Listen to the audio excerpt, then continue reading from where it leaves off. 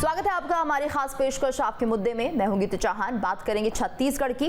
गरियाबंद का सुपा बेड़ा एक बार फिर से चर्चा में है। इस बार भी किडनी की बीमारी से 3 मौतों को लेकर चर्चा में आया है। सालों से यहां किडनी की बीमारी से कई लोगों की मौत हो चुकी है, तो कई लोग किडनी की बीमारी से अभी भी पीड़ित हैं।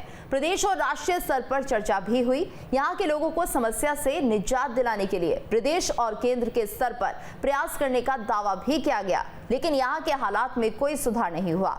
सवाल ये है कि सुपे बेड़ा में कब रुकेगा मौतों का ये सिलसिला? क्या और मौतों के बाद ही जागेगा प्रशासन? सरकारी प्रयासों से क्यों नहीं निकल पा रहा है हल? राष्ट्रीय स्तर पर उठा मुद्दा फिर भी हालात जस के तस बने हुए हैं। सभी सवालों पर विस्तार से चर्चा करेंगे, लेकिन उससे पहले देखते हैं ये पूरी रिपोर्ट।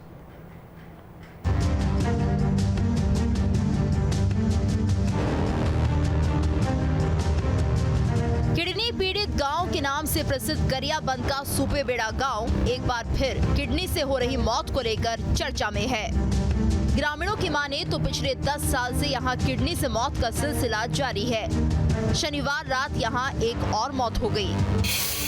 सुपे बेड़ा में किडनी की बीमारी से एक और मौत। सरकारी आंकड़ों के मुताबिक अब तक 78 की हो चुकी है मौत। शनिवार को पुरंदर नाम के व्यक्ति की हुई मौत। पुरंदर के निधन से 10 दिन पहले उनके चाचा गंगाराम की हुई थी मौत। गांव में अभी करीब 30 और लोग किडनी की बीमारी से बीमार लोगों में 2 लोगों की हालत बेहद गंभीर। गांव के कई बच्चों में भी बीमारी के लक्षण दिखने लगे हैं। इस साल के शुरुआती 3 महीनों में ही कई मरीजों की मौत हुई है। 77 मौत हो चुकी है सुपे बेड़ा में। इसको अगर मिलाते हैं पुरंदर कोदी को तो आज खत्म हो गया सर। रात में जो 78 मौत है, इसका इलाज ना सर पिछले महीने एम्स से लेके गया था, उसको एडमिट भी कराया था वहाँ पे। इसका इलाज चल रहा था। डॉक्टर ने डायलिसिस के लिए भी बोला, लेकिन इसके साथ में टीबी बीमार भी था। लेकिन ये आदमी धीरज नहीं रखा और ना भाग के आ गया गाँव। वहीं स्वास्थ्य विभाग का कहना है कि मरीज की मौत उसी की लापरवाही के चलते हुई है। एम्स में भी उपचाररत था 26 फरवरी से, और वहाँ पर जो है पूरी उपचार नहीं करा के अपने स्वयं की मर्जी से वो छुट्टी कराकर आ गया था। उनके द्वारा जो है आगे का इलाज एम्स में कराने से इनकार करते हुए जो है हम लोगों ने बहुत कन्विंस करके उनको डीकेएस भेजा था, परंतु डीकेएस में भी वो 2 दिन रहने के बाद अपने घर आ गया 1 तारीख को, और 2 तारीख को उसकी मृत्यु की जानकारी प्राप्त हुई है। ग्रामीणों का कहना है कि प्रशासन और सरकार की तरफ से यहाँ के लोगों को इस समस्या से निजात दिलाने के लिए बड़े बड़े वादे किए गए थे, लेकिन वो वादा सिर्फ कागजों तक ही सीमित रह गया। तेल नदी से 1 साल के भीतर पानी लाने की घोषणा की गई, मगर 3 साल बीतने के बाद टेंडर तक जारी नहीं हो पाया। गांव में लगे आर्सेनिक रिमूवल प्लांट भी देखभाल के अभाव में धूल खा रहे हैं। नतीजा, आज भी लोग हैंडपंप या फिर छेरिया का दूषित पानी पीने को मजबूर है।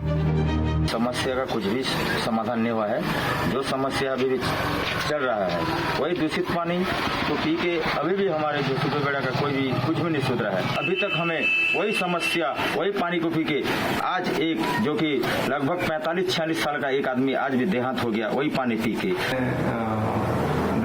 के लिए WRD इरिगेशन विभाग को 2 करोड़ रुपए दिया था। उनका कार्य प्रगति पे है। आगामी 6 महीने में वो कार्य पूर्ण हो जाएगा। सुपे बेड़ा में जो नदी आधारित स्रोत को मानकर जो योजना है उसकी स्वीकृति के लिए हम वरिष्ठ कार्यालय को भेजे हैं, और स्वीकृति के पश्चात वहाँ पर भी कार्य प्रारंभ हो जाएगा। गांव पिछले कई सालों से समस्या से जूझ रहा है। इस दौरान प्रदेश में कई सरकारें आई, लेकिन नहीं बदली तो सुपे बेड़ा की तस्वीर। नेताओं के दावे सुनकर ग्रामीण परेशान हो चुके हैं। जमीनी स्तर पर व्यवस्थाएं मुकम्मल करने की मांग कर रहे हैं।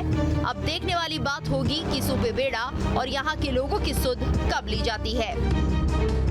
गरियाबंद से थानेश्वर साहू के साथ टीम न्यूज स्टेट।